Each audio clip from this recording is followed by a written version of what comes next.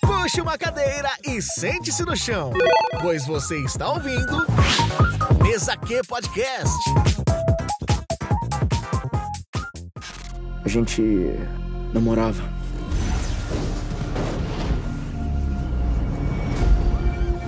Mas uma coisa bem ruim ia acontecer.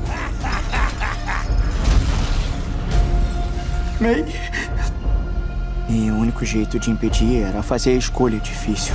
Fala pessoal, eu sou David Milk e bem-vindos a um veredito. E caraca, que alegria, normalmente esse veredito é sempre gravado de forma solo pelo nosso digníssimo Jonas, que está aqui presente comigo para nós falarmos de... Miranha, finalmente do jeito que o fã queria. Corno, ferrado e depressivo. Porque eu não sou só o Peter Parker.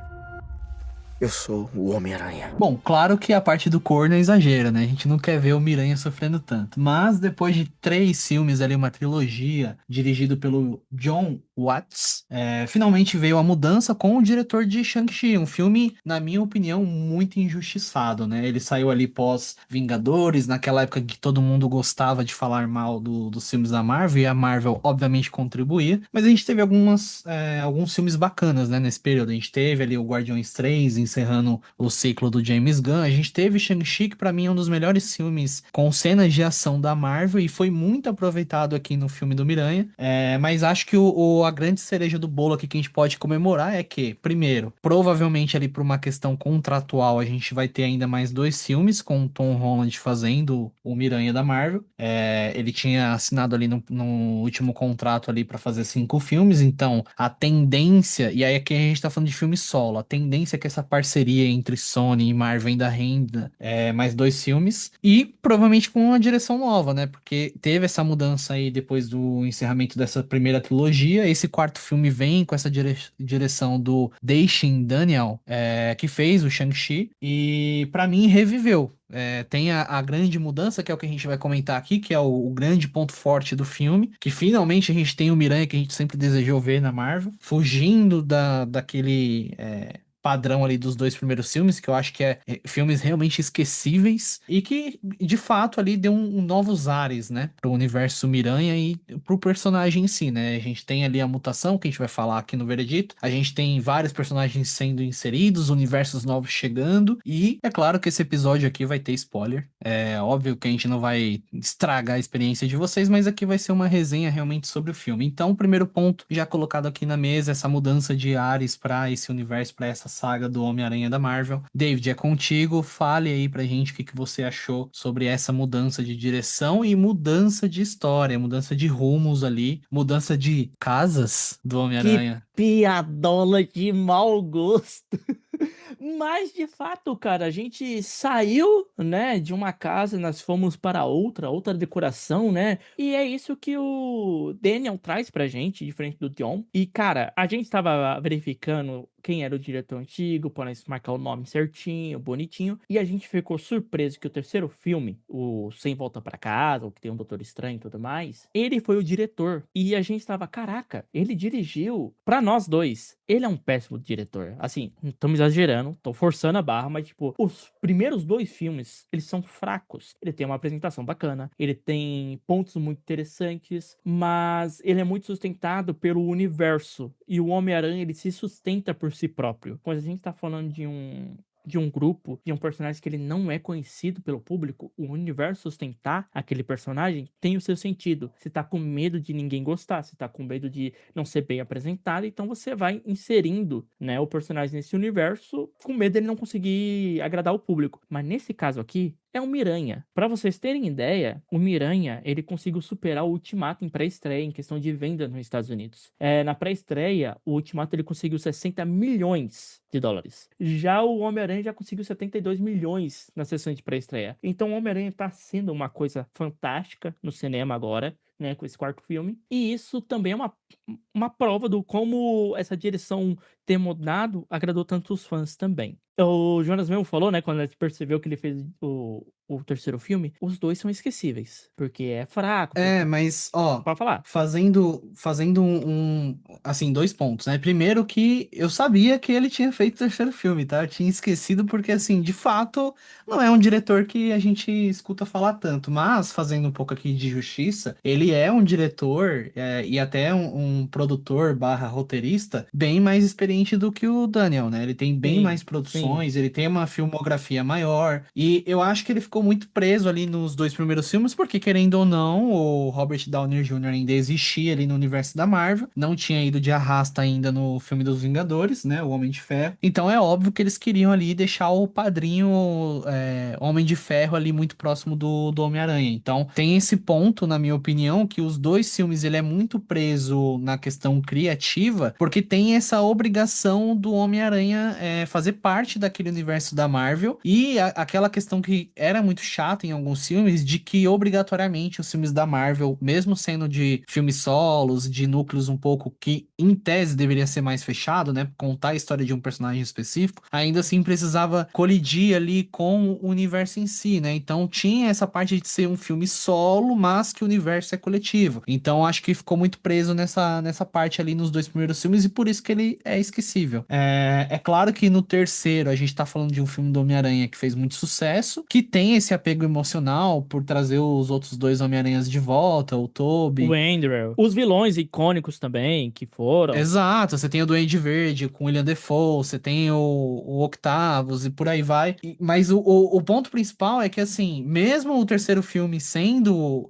um filme do Homem-Aranha, que talvez melhor ali dessa trilogia que ele dirigiu, ainda assim é um filme que abre muito ali pro universo da Marvel, fala do multiverso. Então, assim, em nenhum momento, e acho que esse é o principal ponto de diferença que a gente tá sentindo, a gente viu um filme do Homem-Aranha que do início, meio e fim fosse centrado no Homem-Aranha. E aqui você vê praticamente o filme inteiro ele trajado de Homem-Aranha. Esse é a grande diferença. Então não tem mais ali a obrigatoriedade de interagir com outros heróis. Claro, tem o Justiceiro no filme, tem Hulk, mas eles estão ali para participar da história do Homem-Aranha. É diferente, porque no primeiro filme você tinha lá o pessoal você tinha o Homem de Ferro, no segundo você tinha a Shield, no terceiro você tinha o Doutor Estranho. Então, assim, é sempre essa questão de o Homem-Aranha ter que dividir ali e fazer uma collab com algum personagem. Aqui tem personagens fazendo participação, fazendo ponta no filme, mas é pro enredo do filme. O Justiceiro não vem pra fazer uma ponta, por exemplo, com o Demolidor, com a série do Justiceiro, com a série do Demolidor. Não, ele tá lá inserido no universo do Homem-Aranha. Então, esse é o principal ponto de diferença que me agradou muito, porque, como eu falei, né, é um diretor mais experiente, que talvez ficou preso ali nessa questão criativa dos 2 primeiros filmes ter essa amarração, e o terceiro também, mas o terceiro tinha um fanservice ali Bem mais 24 horas, pesados, né? então a gente aceita bem, tem uma aceitação muito mais fácil, né? Então, por mais que a questão criativa dele, ele ainda assim é muito parecido, né?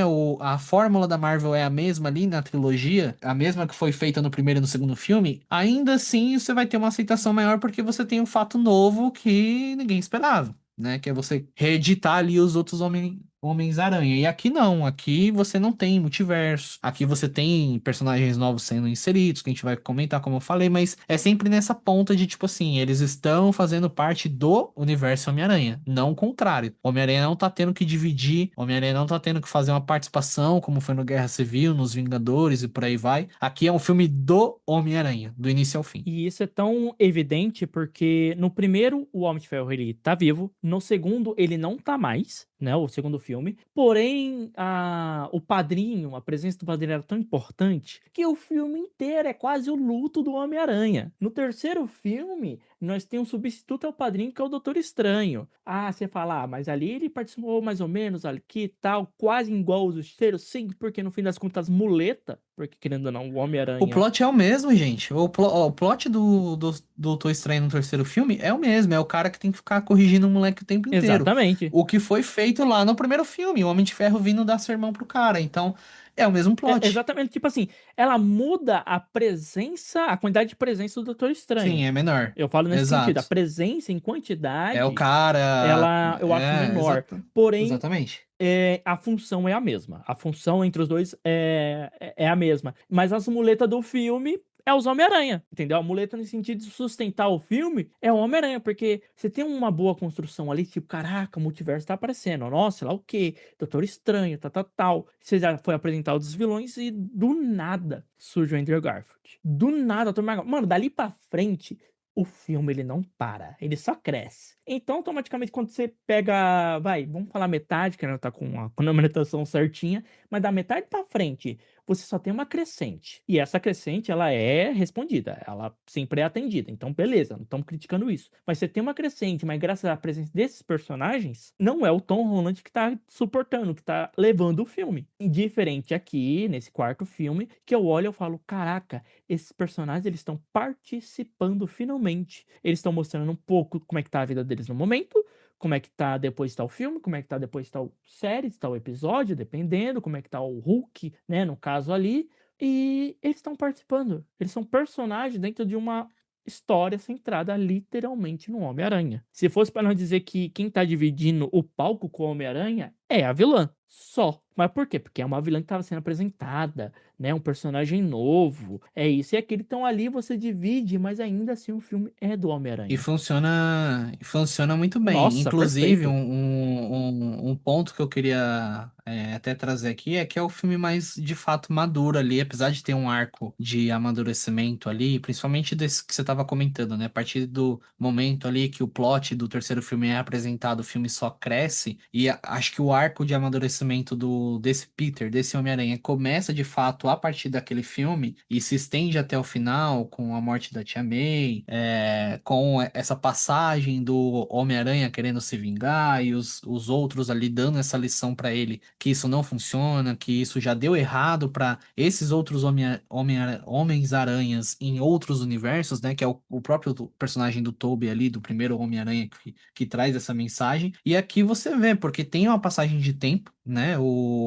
A MJ e o Ned, ele já, acho que 5 anos, se eu não me Quatro. engano, né? 4 anos. Quatro Depois do anos. feitiço, passe 4 anos. Exato, então assim, é muito tempo e você vê de fato que já tá tudo ali pré-estabelecido, diferente do final do terceiro filme, né, que ele tava costurando um Aham. uniforme, aqui ele já tem um QG, aqui ele já tá pré-estabelecido ali com alguém da polícia, já tem contato com o pessoal dos Novos Vingadores, já tem história pra contar com o Justiceiro e por aí vai. Então, a história amadureceu tanto que a gente tá vendo ali o dia a dia de fato do Homem-Aranha, do Peter, a gente tá convivendo ali com coisas pré-estabelecidas, diferente do que era abordado nos outros filmes, onde era sempre uma origem, um fato novo, algo que ele tá aprendendo, algo que ele tá construindo. Aqui não. Aqui ele tem que lidar com as consequências diretas do terceiro filme, mesmo que 4, 5 anos depois de ter ocorrido, e mergulhando ali de cabeça nesse novo Homem-Aranha, né? Que é construído pro filme. E que funciona. Eu acho que as cenas de ação são excelentes, como eu falei, né? Acho que pescou muito ali do Shang-Chi,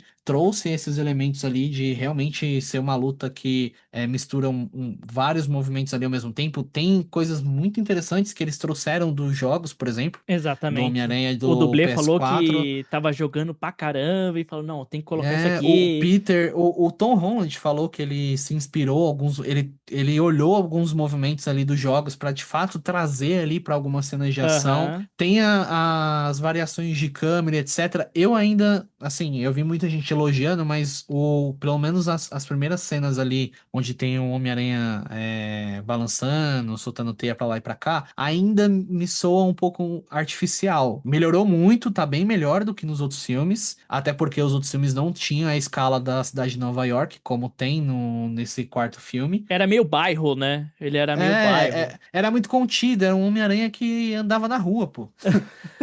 Então, assim, então tem essa crescente, mas ainda assim, em alguns pontos ali eu acho, pelo menos no início do filme, eu achei um pouco artificial demais. Prefiro as versões ali, principalmente do Tobey, que era mais realista, a versão do Andrew Garfield, que acho que é o que mistura melhor essa parte de CGI com uma fotografia um pouco mais realista, mas ficou muito top. Eu gosto muito daquela cena em que ele vê a cena ali da MJ num novo relacionamento, e aí ele volta pra casa ali na chuva. Nossa, aquela cena é muito Aquela top, mano. cena Ele é pulando animal. Eu ali falei, foi. Putz, por que que não trouxe isso nos outros filmes, velho? Eu Não, fiquei. aquele ali foi Essa cena maneiraça. me lembrou muito o segundo filme ali do Tobey, que o Homem-Aranha vai perdendo a confiança e aí os poderes dele começam a falhar e etc.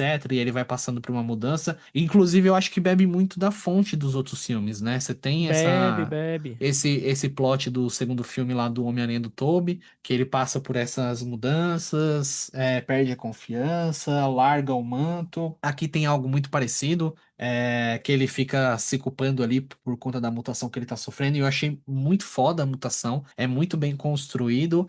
Claro que não se aprofunda tanto, e acho que é talvez o ponto de crítica que eu vou trazer, que por mais que a gente tá elogiando aqui a mudança de direção, a mudança de ares, as novas cenas, a escala, parará, eu ainda sinto que tem ainda a questão da Fórmula Marvel, cara. Ainda tem. Por quê? Eles colocaram, por exemplo, o Justiceiro. E tem umas discussões muito boas ali entre o Peter e o Justiceiro. Tem essas cenas ali em que tem uma carga dramática maior, tem a questão dele perder o controle, etc. Mas você vê que nunca eles pisam no acelerador nesses pontos. Por quê? Ainda tem que ter a Fórmula Marvel. Então ainda tem que ter piadinha o tempo inteiro, tem que ter um ambiente um pouco mais leve. É uma parada que eu gostaria de ter visto do início ao fim, e acho que o diretor, o Daniel, ele poderia de fato ter feito se tivesse a liberdade criativa. E eu acho que aqui eles ainda dão uma segurada nisso. É o único ponto de crítica, porque é a mesma sensação que eu tive depois de ver Quarteto Fantástico. Eu tava com a expectativa lá em cima, achei que foi um filme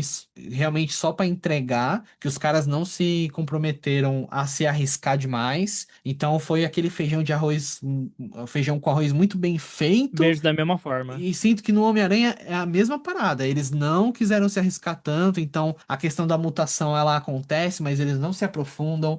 Os diálogos com o Justiceiro acontecem, mas eles não se aprofundam como é a dramaticidade do personagem nas séries, por exemplo. A questão da Jean não se aprofunda tanto na questão do que ela sofreu de fato. Tem ali no final, mas ainda assim, se você fizesse o filme inteiro desse jeito, eu tenho certeza que o plot lá no final, quando tem as cenas ali de revelação da Jean, etc., seria um impacto muito maior. As cenas da mutação do Peter, a discussão com o Justiceiro, eu acho que teria um impacto muito maior. Só não tem porque eu ainda sinto que tem essa parada de segurar a criatividade da galera, de realmente não deixar ali na mão do diretor 100%, e por conta disso eu acho que o filme perde um pouco. É diferente do que a gente viu em Thunderbolts. A expectativa não estava tão alta, logo a Marvel com certeza não estava com tanta atenção assim para esse projeto, deu um pouco mais de liberdade criativa e, bom, foi um dos melhores filmes que saiu aí depois dos Vingadores, inclusive, na minha opinião, melhor do que o filme do Quarteto. Aí tem, obviamente, uma questão de expectativa, porque a minha expectativa com Thunderbolts estava baixa, entregou muito, e a do Quarteto não entregou tanto, e minha expectativa estava lá em cima, mas ainda assim é um paralelo que eu faço com o filme do Homem-Aranha, porque tem esse ponto. E a gente tá elogiando muito aqui, mas ainda tem essa questão de dar uma segurada, pisa no freio várias vezes durante o filme, que é justamente para não soltar demais. E aí eu acho que é uma pena, porque na mão do Daniel me passou a impressão que dá pra confiar, que dá pra entregar um filme na mão Ele dele. flertou, né? Ele deu aquela Você fica, flertada pô, dá, bacana. dá pra entregar, dá pra deixar na mão dele e deixar ele fazer uma parada mais solta mesmo. Eu acredito que ele consiga entregar. Cara, eu tenho dois pontos sobre essa pegada. Uma reforçando essa parada. A apresentação do Justiceiro na série da Netflix, do Demolidor. Cara, meu dedo coça pra matar vagabundo. Eu tô sentado aqui, meu dedo tá coçando pra matar vagabundo. É a frase do infeliz. O cara pega 12 pra estragar o velório e ele não tá nem aí. Entendeu? Vai ser caixão fechado. Se deixar, vai chumbar esse caixão. Porque Mas por mim. funciona. Eu vi a galera dando uma criticada nesse ponto, que falou, putz, o Justiceiro tá muito contido, mas ainda assim funcionou. Acho que Não, funciona, funciona. é, Mas e- aí é que entra o que eu ia comentar, porque você tem um problema. Lembra da ideia do contrato, quando foi vendido os direitos pra Sony? Ó, ele tem que ser hétero, ele tem que ser branco, ele não pode matar ninguém. sim, Você tem o lembro, tem controle. várias restrições. Então, Restrições narrativas, que é o que a gente tá falando, eles vão segurar, é óbvio. porque pode ser uma questão de proteção de propriedade intelectual. É um filme que não é pra criança. Tanto que eu só me recordo de um único palavrão no filme, que é feito pela Jean E Grey. eles aumentaram, se eu não me engano, a Não, classificação. não E tem aumentaram, mas sangue, no, pra tem o bastante. Justiceiro. Não, obviamente, né? É. Os justiceiros Não, seriam tô mais colocando com. 18. Não precisa ir tão longe. Ainda é Homem-Aranha para baixinhos. Mas enfim. Não, mas eu tô colocando essa perspectiva. Colocando o Justiceiro nesse ambiente, você tem que reduzir o Justiceiro. Você não tem como. Você não pode colocar o Justiceiro que nós vê no E Demolidor. funciona. Não é que não Funciona. funciona. Funciona muito bem. Exato. Você fica naquela ânsia de tipo, mas ele poderia, né? Mas isso, né? Né? Quando você gosta do cara, você fica, pô, mas poderia. Mas funciona. Gente, não é uma Quando ele crítica. Funciona. atira no Homem-Aranha, não, Nossa. eu não tô falando lá daquele ponto que você sabe. Eu tô falando do Aham, início do aham, filme, aham. parará. Mas quando ele vai pra cima do Homem-Aranha ali, me lembrou na minha cabeça, né? Na hora que eu tava assistindo, eu falei, putz, aquela HQ que ele pega aqueles caminhão, aqueles carros pra fazer asfalto, que é tipo um rolo Ah, tô ligado, tô que ligado, tô ligado. vai amassando o piche lá pra Pra deixar deixar retinho o e tal. asfalto. Pô, tem uma HQ que ele pega esse caminhão aí e ele passa por cima do Wolverine. Eu falei, putz, é esse justiceiro que eu quero ver. Só que não pode. Não dá pra fazer isso no Homem-Aranha. Ai, cara. Não, Ah, exatamente. O Hulk, aí é um ponto de expectativa. O Hulk, eu esperava um pouquinho mais. Eu achei que o impacto dele seria um pouco maior. Quando os trailers foram Sim, eu fiquei divulgados, um pouco Eu frustrado com o falei, Hulk, eu falei, mano, finalmente, eu não aguentava mais o Dr. Hulk. o Hulk 67, que não faz nada em lugar nenhum, que não assusta nem Nossa, mano. coelho. O problema não é nem não assustar. A frase correta é o que você falou. Não faz nada. Eu não lembro de. O único ponto bom do Dr. Hulk foi ele no Ultimato, porque ele ajudou a construir a luva. Ponto. Exato. E assim, a participação dele ali é muito boa. E tem essa nova Nossa, fase. maravilhosa. Mas eu tava na minha Fraca, mas cabeça. maravilhosa. Mas eu tava na minha cabeça. Pelo que a gente imagina do Hulk, obviamente. Mas o que eu tava na minha cabeça era assim: eu tava vendo os trailers e falei, putz, mano. E aí era até uma teoria que tava surgindo, né, nas comunidades. O Hulk, no filme do Thor, que tem a collab ali, acho que é o Thor Ragnarok, se eu não me engano. Isso, que eles fazem quase um planeta Hulk ali, sacar e tudo mais. É o Exato. Ragnarok.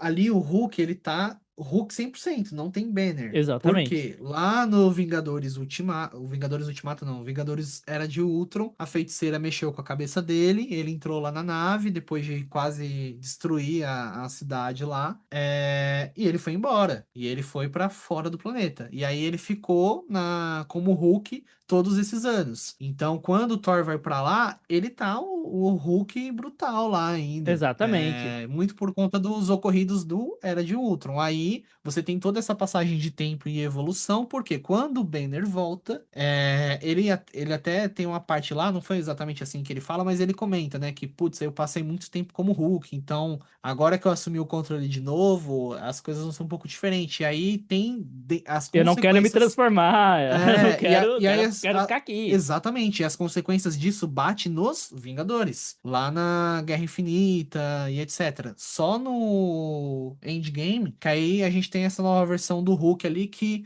não é o Hulk que a gente conhece, porque o Banner assumiu de fato ali 100% do controle, inclusive da transformação, do poder dele. E aí o ponto que eu Que é o tava, Dr. Hulk, que ele tem uma limitação do seu poder, mas tem pelo professor, menos o Professor Hulk. Que se ele tem uma limitação do seu poder, porque querendo ou não, o poder do Hulk é através da fúria, exato. mas ele tem pelo menos a inteligência do E Banner. aí, o que que eu pensei? Eu falei, putz, eles vão colocar a Jean e com certeza a gente tava vendo, né? A gente tava especulando se de fato era a Jean ou não que tava pulando ali na mente das pessoas, Fazendo os ou saltos, se era né? um outro personagem, e se de fato a Siren ia fazer a Jean, né? E Uhum. etc. Mas, gente, confirmado, é a Jean Grey.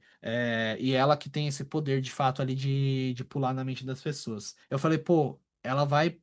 Depois que você tá assistindo o filme, você entende o porquê que tem a cena no trailer lá do Hulk perdendo a cabeça, né? Você fala, pô, Sim. beleza, a Jean vai entrar na cabeça dele. O que que eu tava pensando? Eu falei, pô, ó o plot que os caras têm. E aí casa muito com o que eu falei sobre esse limite criativo e etc. Ó o plot que os caras têm na mão. Eles vão pegar, colocar a Jean na cabeça do Hulk, ela vai mexer com esses traumas dele, etc. E vai liberar o Hulk das antigas, porque ele tá há 1000 anos preso, É o sem se oposto, né? soltar de fato. Ocorre o Exato, eu falei, contraponto do Ragnarok, agora vem o oposto. exato. Aí eu falei, putz, esse cara, ele vai ficar malucaço. Por quê? Ele tá muitos anos sem se soltar. Ele tá.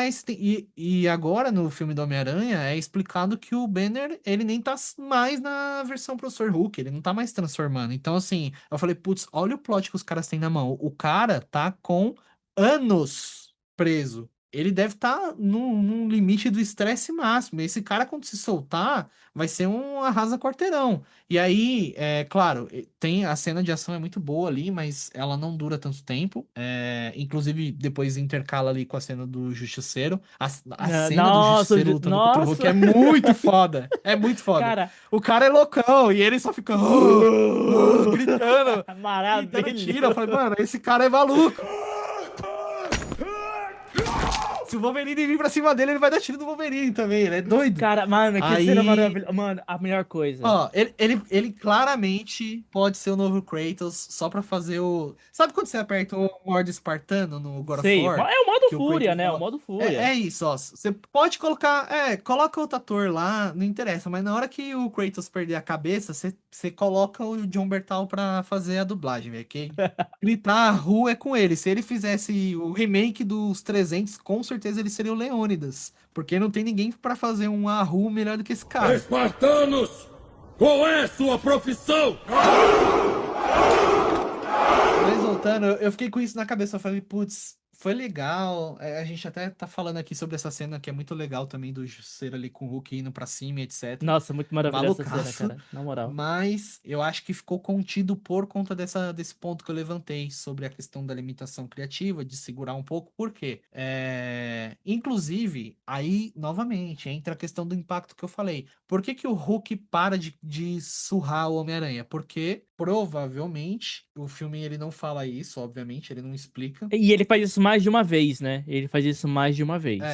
Assim, Ele flerta com essa ideia. eu gosto dessa parada dos diretores não ficarem explicando o filme. É claro que são propostas, dependendo do filme, faz sentido. Ou você tá num filme que tem cientistas. É óbvio que o cientista vai querer te explicar. Mas enfim, o que eu ia comentar é que o Hulk só para de surrar o Homem-Aranha, e não é uma teoria e nem um achismo, porque provavelmente, pelo fato da questão do feitiço lá do Homem-Aranha fazer todo mundo que conhece ele como Peter Parker, né, que sabe a identidade dele, fizesse ali com que ele esquecesse, todo mundo esquecesse, o Hulk não esqueceu, porque o Hulk, ele não tava na pele ali dele, no Banner, né, ele não tava no Ele comando. não era a personalidade ativa. Exatamente. Então, o Banner, o Dr. Banner, esqueceu que o Homem-Aranha é o Peter Parker, mas o Hulk lá dos Vingadores, etc., E é não exatamente esqueceu. isso, porque provavelmente o que aconteceu? Quando ele estava com o professor, quando ele estava com o professor Hulk, é muito plausível que parte da personalidade do Hulk seja pouco ativada. Nós está especulando. Então, quando ele fala, né, a parada lá, e ele para, ele dá algum gatilho. Porque Exatamente. provavelmente, como parte dos poderes do Hulk estavam ativos com o modo professor, ele, peraí, mano, tem algo de estranho nesse garoto aqui que eu tô batendo, espancando quase até a morte aqui. E aí ele para, porque tem essa parada mesmo que o Jonas falou. Eles estão os dois conversando na HQ e ele fala, o Hulk, sei lá o que, Peter Parker. Ele, é legal conversar com você, grandão. Ele, ué, como assim, Peter Parker? Ele, o Banner esqueceu, Hulk não. Então, tipo assim, eles, que eu não me engano, eu não sei, o público pode dizer aqui, né, os ouvintes podem dizer aqui embaixo se eles tiveram alguma interação, mas eu não lembro de ele tiver alguma interação, então teria que ser lapso de uso dos poderes do Hulk pra ele achar estranho. Dr. Banner? Sem Banner. Sou o Hulk. Vamos dar continuidade, a gente falou aqui sobre os personagens, citamos Jean, citamos Justiceiro, então acho que é um bom ponto de partida aqui pra gente passar e falar um pouco desse universo que, como a gente citou lá no início desse episódio, é um filme sobre o Homem-Aranha, os personagens que participam aqui, que são de outros arcos, de outras histórias, estão participando do filme do Homem-Aranha, não o contrário, não tem essa divisão e etc. E aqui a gente tem bastante participação, inclusive era uma preocupação minha, eu falei, putz, tem muito personagem, será que vai funcionar? funcionar. E tinha especulação até de aparecer outros personagens, né? Em algum Aham. momento citaram o Demolidor por conta do tentáculo tá no filme. Citaram a possibilidade. Elétrica. E por aí vai. Mas não aparece, infelizmente. Eu queria muito ver o Demolidor. Mas a gente tem Justiceiro, a gente tem Hulk, a gente tem Jean Grey, a gente A gente tem Viúva. Viúva, a gente tem, que aí envolve os Novos Vingadores, tem o Exatamente. departamento anti-danos, De né? De danos. danos que tá ali. Departamento de controle de danos. Controle de danos, exatamente. E aqui tem uma grande diferença, porque tem o departamento lá que fazia a limpeza da cidade, depois do primeiro Vingadores, parará, que inclusive dá origem ao Abutre, que usa a tecnologia ali do Chitauri, né? Se eu não me engano. Do Chitauri e um pouco Stark, acho que tinha Chitaris, sobrado não, ali. não lembro a pronúncia da raça lá, mas no Mas acho que é primeiro filme do Chitaris, acho que é Vingadores, Chitaris. que o Loki traz lá e faz a aliança. E aqui é um pouco diferente porque essa organização não lida só com essa questão de desastres ali, desses eventos de super-heróis, super-vilão, etc. Mas eles lidam com seres, com pessoas ali com superpoderes, né? Seja pro bem ou pro mal. Então, aí a gente tem o primeiro lapso do X-Men chegando no MCU pra valer. Exatamente. Obviamente com a Jean. E aqui um ponto muito importante, tá? O David, eu acho que ele tem uma opinião muito parecida com a minha. A gente até bateu um papo antes sobre. A Jean, no filme, funciona muito bem. Incrível. Eu acho que entrega a Sage, ela realmente atua muito bem. Ela tá mandando muito bem já faz um tempo. Acho que a escalação foi muito boa. Trazer ela pro universo Marvel foi excelente, mas aqui tem um ponto de expectativa que eu não gostaria de deixar passar, que é a gente vai ter mais uma vez, e eu acho que até faz sentido pra questão da empresa Marvel, da empresa Disney, que é eu preciso fazer dinheiro com o filme da Marvel. Tem que Não, durar. exato, tem que durar, eu preciso fazer um contrato de anos, não posso ter um filme do X-Men com os caras mais próximo dos 40 do que dos 20. Então, é óbvio que o elenco vai ser jovem, a tendência é que todo o elenco do X-Men seja muito jovem, inclusive Magneto, o Professor Xavier, não deve ser os veiacos que a gente tá acostumado a ver nas HQs e etc. E isso é um ponto que me incomoda porque eu gostaria, depois de anos vendo as cagadas que a Fox fez, né, depois dos dois primeiros filmes, que são bons filmes ali do X-Men, ainda com algumas asteriscos, né, porque apesar dos dois Umas primeiros... ressalvas É, ali, uns pontos aqui. Mas normal, exato, é normal. uma adaptação, não vai ser Começo, 100%. começo. Exato. Ainda mais começo de filmes de Mas heróis, assim, se né? Pra você falar a for verdade, ver, começo de a gente tudo. teve muito filme que ou é do X-Men ou que tem mutantes. Mas se a gente for citar, ó, a gente Sim. tem os dois primeiros filmes do X-Men, que realmente são bons. A gente tem o Primeira Classe, que tem adaptações, mas acho que entrega. E a gente tem Dias de um Futuro Esquecido. 4 filmes em mais de 20 anos que os direitos dos mutantes estão com a Fox. Aí você tem o filme do Wolverine, do Old Man Logan. Imortal, O Imortal é horrível, mas o Origem. Old Man Logan funciona, que é o Wolverine veiaco e etc, que é a adaptação da HQ. Nossa, o velho Logan. É que é Exato. nosso só É Logan, só né? Logan, Na verdade, não. exato. Mas ainda assim é um filme do Wolverine. Então, É sim. 5. Ali ainda é Fox. Deadpool 1 e 2 ainda é Fox. Exato, e aí você. O Deadpool. Sim, o Deadpool 2 ele já não é tão bom e é muito repetitivo, mas ainda assim funciona. Então a gente tá falando assim, ó, mais ou menos uns 20 anos em que os direitos ficaram lá, a gente consegue citar 7, 6 filmes bons, só que desses realmente assim que a gente fala, pô, esse aqui tem uma qualidade realmente diferente, eu acho que se a gente citar 4 aqui desses 7 é É muito. muito É pouco, muito pouco. muito E pouco. aí você tem vários reboots que a Fox foi tentando fazer durante esses anos e vários personagens icônicos que a gente tem dos mutantes que foram mal aproveitados o tempo inteiro. Eu até fiquei na cabeça, eu falei, pô, a Cid, ela é muito boa atriz, etc. Mas eu talvez daria uma chance lá pra Sophie, hein? É Sophie, se eu não me engano o nome dela, que é a Sansa do A Game of Sansa, né? Thrones. Ela vai fazer a Lara Croft na série, que eu não me engano. Exato, e eu acho que a idade dela e a fisionomia dela pra a Jean agora seria mais perfeito ainda, porque saiu daquela versão lá que ela fez dos X-Men Apocalipse e do Fênix, Apocalipse e Fênix Negra. que eles tentaram fazer de novo, que ela ainda tava muito nova, ainda tinha muito aquela cara de adolescente, Jean primeira fase, etc, assim como todos os X-Men. Agora eu acho que seria uma fase que ela chegaria mais madura. Mas aí, obviamente, tem dois pontos que vai gerar uma incoerência minha, que eu fiquei até pensando nisso, falei, pô, mas realmente não tá fazendo sentido, esse 1 mais 1 não tá dando 2. Que é o primeiro ponto, como que você ia explicar um X-Men mais velho não ter aparecido durante todos esses anos? Então, acho que seria ainda mais difícil. Então, obrigatoriamente, pra Marvel, e costuma ter essa fórmula Marvel, fazer um feijão com arroz muito bem feito, é óbvio que pra ela é muito mais fácil contar uma história de origem. Então, se Exatamente. você tem um elenco jovem, é muito mais fácil do que você pegar e falar, pô, o Ciclope sempre existiu, ele sempre foi fodão, e aqui a gente já tá numa fase mais madura dele. É óbvio que a gente ia se questionar por que que ele não apareceu antes. Por que o Professor X nunca foi encontrado? Como é Como que eles vão explicar isso? Né? É uma dor de cabeça que eu tenho certeza que o Kevin Feige não quer ter.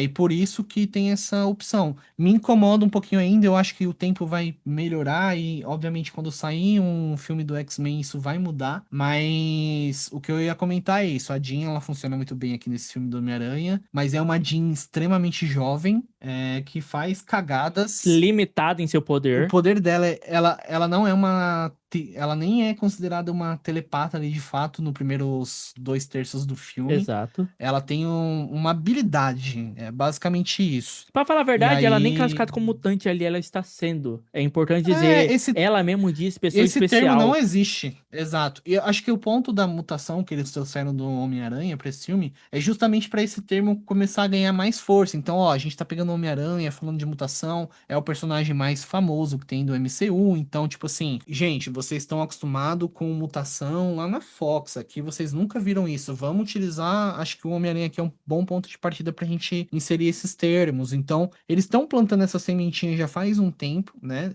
A Jean não é a primeira mutante que aparece no universo MCU. Não, né, a gente A gente tem teve lá a Miss Marvel, não é? Que é a a Miss Kamala. Marvel, que é a Isso. Kamala Kamala Khan. Khan, isso E mesmo. se eu não me engano, o Fera já apareceu em algum pós-crédito por aí. Ah, o Fera Se eu não... apareceu no segundo filme, as Miss Marvels. Ou é as Marvels, que Exato. ele aparece lá no É que ninguém final. assistiu, né, gente? Aí realmente é difícil saber se ele apareceu ou Eu não. só assisti a cena pós-crédito, eu não entendi porque a Monica Rambeau foi pra outro universo, mas legal. Maneiro. Mas enfim. Então, assim, tem esse ponto. É óbvio que é chato pra maioria dos fãs do X-Men, ainda mais vendo agora o sucesso que X-Men 97 tá fazendo, com os mutantes já consolidados, né, por conta da animação lá do 92. É óbvio que é chato você ter que, pô, eu vou ter que reviver a história de origem de novo, Ciclope de novo lá no início, sem ser o capitão da equipe, etc., tendo que assumir esse protagonismo com o tempo. Jean, aí, enfim, é chato, mas se for bem contado e bem escalado, como foi feita a escalação da A Jean, Jean, nossa, aquele lance. A Jean, ela pô, trouxe um show de bagulho bola. tão bom, que eu tô com hype lá em cima pra um X-Men do MCU mesmo, tô com hype lá em cima, mas só por causa de um único personagem que é a Jean. O bagulho foi tão bem construído, o bagulho foi tão bem feito, ainda mais pela interpretação da Cid. Cara, nossa, mano. Assim, eu tô confiante, porque se for nessa pegada de... Eles já estão começando a ser caçados, né? As pessoas especiais, esse papo, é essa apresentação de anti-mutante que começa. De fato, utilizar o Homem-Aranha faz sentido, porque ele passa realmente por uma mutação, isso é verídico, né? Tem adaptação que ele chega até a ter mais 4 braços. Então você tem uma oportunidade muito boa de trazer essa situação de mutantes, questão de o controle de danos criando um mecanismo para deter seres desse tipo, fazendo investigação, fazendo estudo e tudo mais. Então, cara, fazer toda essa apresentação, aí você traz uma personagem que foi muito bem apresentada, mano, criou um hype em mim desse X-Men, mas eu também tô incomodadíssimo de ver um X-Men jovem de novo. Porque, mano, acho que é porque foi tão... Estou cansado, chefe. Entendeu?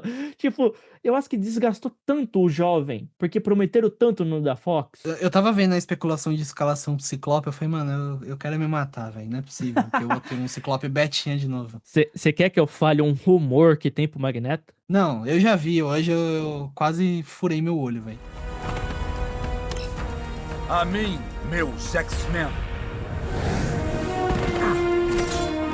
A gente vai ter de fato, essa introdução. A gente tá com o ponto aí do Guerras Secretas que vai ser o Vingadores pós-Doom ali, então E obviamente, né, no filme do Doom, o X-Men tá totalmente envolvido. Mas um ponto que eu gostaria de até acrescentar aqui pra gente já dar sequência, Guerras Secretas tem envolvimento direto do X-Men. Então, talvez seja o grande ponto de partida ali pra introdução definitiva do universo X-Men na Marvel. Não sei se vai acontecer, porque dentro da filmografia que tá sendo projetada aí da Disney e da Marvel pros próximos anos, não tem nenhum filme de algum herói específico que dá pra fazer collab com os X-Men, ou que a gente imagine que vai rolar. E também não tem filme do X-Men anunciado, então não sei como que eles vão fazer pra introduzir 100% ali do universo X-Men. Se a ponte do Doom já vai fazer isso, ou se vão deixar pro Guerras Secretas. Só que eu acho que pro Guerras Secretas seria complicado, porque já é uma HQ que você vai ter que adaptar, que é uma batalha que envolve um monte de herói, e ao mesmo tempo você introduzir uma base pro X-Men, não sei se funciona. Então, ainda assim, a gente tem esses dois pontos, né? Jean sendo apresentada, os mutantes já inseridos no universo MCU. E consolidando mais, né? E cada vez mais aparecendo outros personagens. A Jean já é uma personagem gigantesca do X-Men. Nível ômega. Exato, a gente já tem Wolverine e Deadpool inseridos nos filmes do MCU, não mais da Fox. A gente já tem aí no Vingadores Doom, que sai esse ano, os mutantes da Fox vão participar, então talvez tenha mais uma ponta. Lá no filme do Doutor Estranho, do Multiverso da Loucura, já apareceu o Professor Xavier. A gente sabe que a Feiticeira Escarlate, apesar de não falarem isso no MCU, ela é uma mutante, ela é filha do Mas é que Magneto. tá, tem Então, uma assim, brisa que agora ela não é mais mutante nas HQ. Talvez vão nas ser. HQs ela não Não é? é mais, não é mais. Ela é um ser cósmico, igual foi apresentado na Marvel mesmo. Vamos seguir pra essa linha. E, obviamente, né, na linha da Marvel, eles são uma linha alternativa desses dois personagens, né? O Mercúrio já apareceu na Marvel, a Sim. Feiticeira Escarlate já existe, os dois são filhos do Magneto, mas não existe Magneto no MCU, então, obviamente, não tem esse paralelo, mas a gente tá citando aqui que o envolvimento dos X-Men já existe. E a expectativa, como a gente falou, é os próximos filmes da Marvel, Homem-Aranha deve aparecer, talvez não no Doom, mas no Guerras Secretas com certeza, até porque ele tem uma participação gigantesca. Nossa, certeza. Ele não aparece em Doomsday nem lascando. Vai pra O Guerras meu ponto de Secretas. dúvida é se não vão puxar em alguma ponta dos outros Miranhas que estão teorizando, né? Que eles possam ser envolvidos por conta dessa colisão que vai ter ali de universos no Doomsday. Mas isso aqui é papo para outro episódio. Exatamente, o futuro aí que vem. Exato. A gente tem mais dois filmes com Tom Holland, provavelmente solo, o Homem-Aranha mesmo, de acordo com o contrato que foi assinado lá atrás, mas ainda assim a gente deve ver outras participações dele aí É que na verdade é em separada, filmes né? como Que é Vingadores. separado. Você tem uma quantidade de filme solo e quantidade de participação. Exato. Eles contam separado cada um. Mas vamos lá, o que que você achou do filme, afinal de contas? Me passa a sua conclusão. Eu gostei particularmente, tem esses pontos aí que eu comentei sobre essa questão da limitação criativa, que segura um pouco, isso tira um pouco da emoção do filme, porque você poderia se aprofundar mais e não se aprofunda, mas ainda assim, se fosse para dar uma nota hoje, eu ficaria ali numa nota 8. Eu acho que ele é um filme bem melhor do que qualquer um da trilogia em questão de narrativa e de começo, meio e fim. É claro que não tem o apego que tem o terceiro filme, por motivos óbvios, mas ainda assim acho que entrega muito mais e dá um respiro que, ok, finalmente a gente tem tudo a mais nesse filme, cenas de ação, novos personagens, a escala para Nova York e tudo mais. Então o filme ele é aquele tipo de filme que a gente fala que é um filme redondo, que do início, meio e fim, ele segue ali linear, ele não tem tantas quedas, apesar desse ponto que a gente comentou sobre pisarem no freio, mas ainda assim ele entrega muito bem e dá essa oportunidade aí para esses dois próximos filmes ter essa expectativa de que provavelmente o Daniel vai ter a mesma oportunidade que teve ali o John, né, de fazer uma trilogia, e aí a expectativa tá muito maior, porque agora a gente tem, de fato, um Homem-Aranha que a gente sempre quis ver, com a possibilidade de ter uma trilogia completa dessa versão desse Homem-Aranha. Cara, eu concordo plenamente. O Daniel provavelmente vai ter a graça de ter mais 2 filmes pra fazer do Homem-Aranha. Ele vai ter sua trilogia. Citando aqui Guerras Secretas da HQ, quando surge, né, o começo, bem o começo mesmo, da origem do Venom nas HQ, então é bem interessante. Sabendo que tem um Vingadores Guerras Secretas vindo, isso aumenta essa oportunidade de ter ele trabalhando o Venom em si, trabalhando, nossa, deve ser maravilhoso. Então eu acredito que o Daniel vai trazer ótimos filmes, e a minha nota pra esse filme em específico, esse primeiraço aqui, cara, eu dou 9, porque me pegou com muita surpresa, eu esperava que fosse bom, me surpreendeu muito mais, entendeu? Eu tava falando, vai ser da hora, vai ser bacana, e eu olhei, eu falei, caraca, mano, e eu acho que eu ainda dou 9 por conta da minha experiência que eu tive no cinema.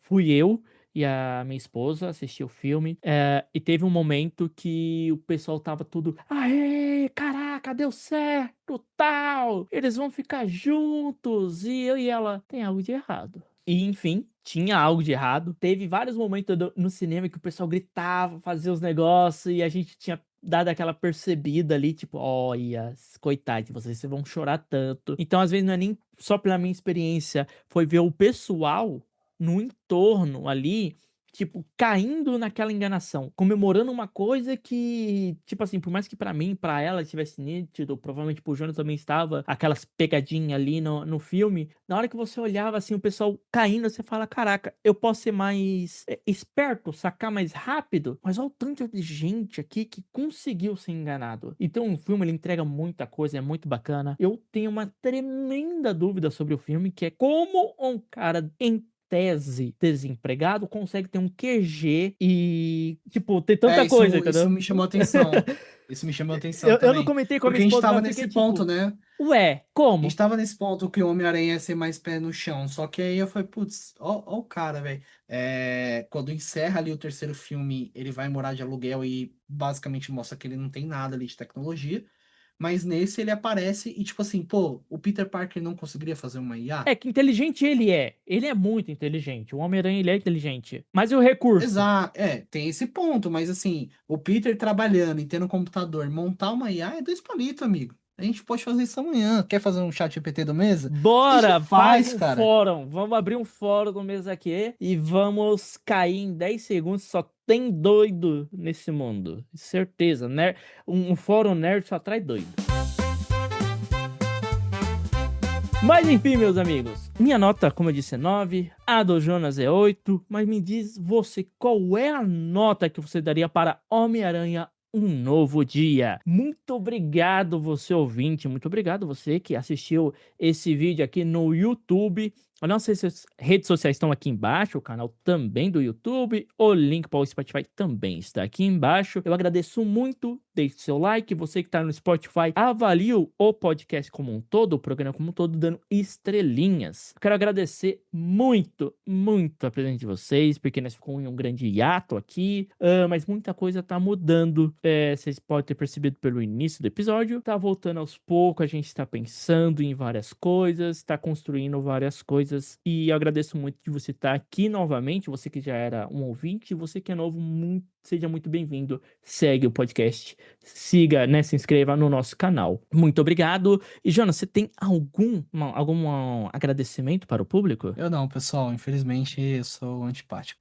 Brincadeira. Pessoal, novamente reforçando aqui o recado do David, de fato é um Homem-Aranha Um Novo Dia pro mês aqui, onde a gente de fato está revisitando aí e voltando à ativa. Claro que a palavra aqui é constância, a gente precisa de fato entregar mais e é o que a gente pretende fazer, e a gente conta com o apoio de vocês para seguir com os nossos vereditos, os nossos episódios. É isso da minha parte. Espero que vocês tenham visto já o filme do Homem-Aranha Um Novo Dia, que tenham gostado e vamos para mais. Muito obrigado e até mais.